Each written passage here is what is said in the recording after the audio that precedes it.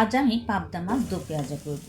প্রথমে অল্প একটু তেলের মধ্যে আমি পেঁয়াজ কুচি এবং লবণ পরিমাণ মতো দিয়ে নিলাম।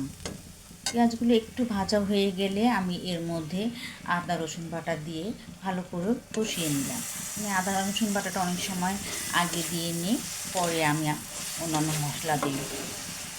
এগুলো ভালো করে কষানোর পর আমি এর মধ্যে হলুদের গুঁড়ো, মরিচের গুঁড়ো এবং কিছুটা ধনিয়ার গুঁড়ো দিয়ে নিব।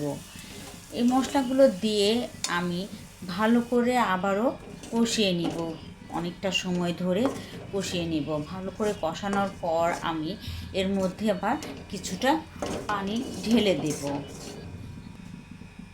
পানি ঢেলে দেওয়ার পর আমি আরও বেশ কিছুটা সময় এটা কষাবো, যাতে মশলার কোনো গন্ধ না থাকে। অনেক সময় ভালো করে না কষালে মশলার গন্ধ থাকে এবং তরকারিটা স্বাদ হয় না। এরপর আমি এর মধ্যে মাছগুলো দিয়ে দিব।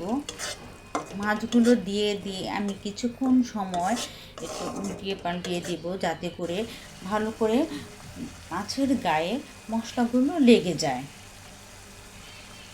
এরপর আমি আগে থেকেই গরম করা পানি এখানে ঢেলে দেব। এরপর কিছুক্ষণ পর আমি কাঁচামরিচ দিয়ে দিব।